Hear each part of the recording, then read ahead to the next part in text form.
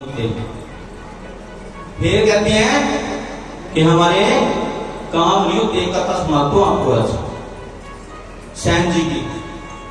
गुरु ग्रंथ साहब में नाम है ना सैन भगत। सैन एक राजा के दरबार में मालिश का काम करता था। हर रोज उसने शाम को जाना, राजा की मालिश करनी, राजा की चमड़ी करनी, तब उस राजा को नींद आया करती थी, वरना राजा को नींद नहीं आती थी। लेकिन सैन जी का ध्यान भक्ति में रखता था। दिन में सत्संग करता और रात को राजा की मालिश करता। एक दिन गुरु का आदेश हो गया, गुरु की तरफ से आदेश आया कि भाई आज सत्संग है जो 6 बजे से और 11 बजे तक। उच्चारण करो जी, सुनना जरा ध्यान से, भक्ति की बात है। 6 बजे से 11 बजे तक। तो सैन जी को लगा के चलो जल्दी से चले जाऊंगा, हाजिरी लगा के जल्दी से चला जाऊंगा, हाजिरी लगा के फिर उठ के चला जाऊंगा बीच में। लेकिन ऐसा मन रखा, ऐसा ध्यान लगा, 6 बज गए, 7 बज गए, 8 बज गए, 9 बज गए, 10 भी हो गए और 11 भी हो गए, आरती अरदास हो गई।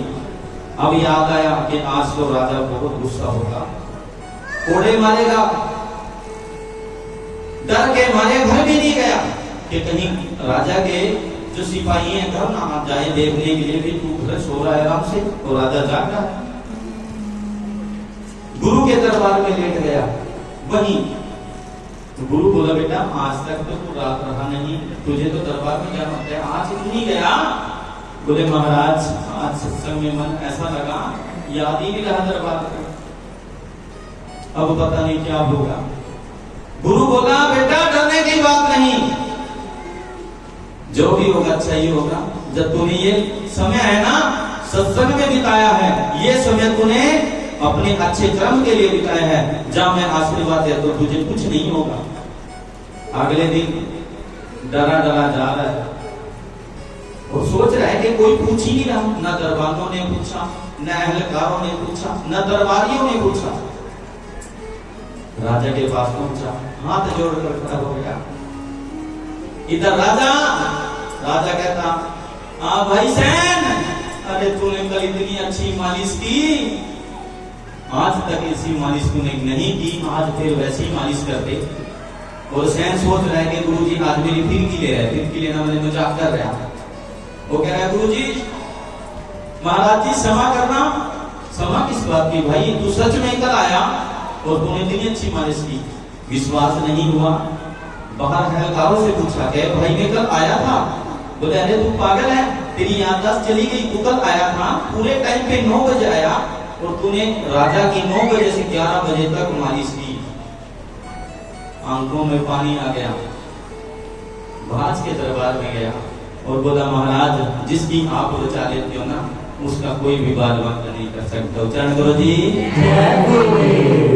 अरे जिसकी खुद रखते हैं, लेकिन कब रखते हैं? जब सच्चे मन से आओगे। लेकिन आप आते हो ऐसे जैसे बस चल भाई 12 बज गए, बस गुरु जी बैठे होंगे, एक आधा भजन गाँव के भंडारा खाओगे, कोई फायदा नहीं है। फिर सैन भगत कितना अच्छा उदाहरण है उसका।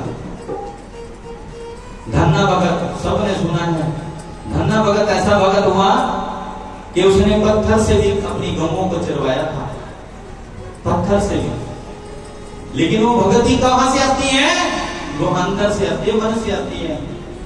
लेकिन मन से तो कोई नहीं करता, सिर्फ गुरुजी ने 5 सत्संग का रखे हमें करनी बस। उसके बाद कहीं हमें बोले गुरुजी आज मेरी 5 सत्संग है, क्या करना? भाई कोई बात नहीं, अपने करो भाई ठीक है।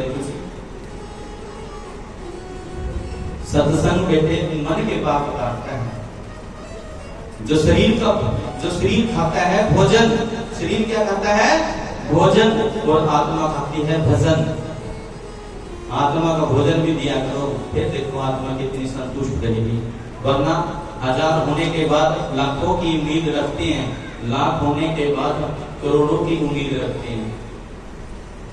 लेकिन जिसने सब्र कर लिया ना, सब्र और सबरी ये 2 चीजें ऐसी हैं जिसके अंदर आ गई वो पार हो जाता है। बहुत से सेवादार हैं हमारे ऐसे ही, वो दिलों से सेवा कर रहे हैं। मैंने पिछली बार भी बताया था, संत मेघराज जी मुझे से ज्यादा गुरु जी के बारे में ये जानते हैं। बहुत छोटा सा था मैं, दूसरी क्लास में, तब इनको गद्दी दी गई थी, गद्दी रिसीव कर दिए थे। तब से संसार को, इस संसार में अपने गुरु का नाम, अपना नाम अमर कर रहे हैं। और सोचते हैं लोग ऐसा इसी के हाथ में, अरे सब कर सकते हैं।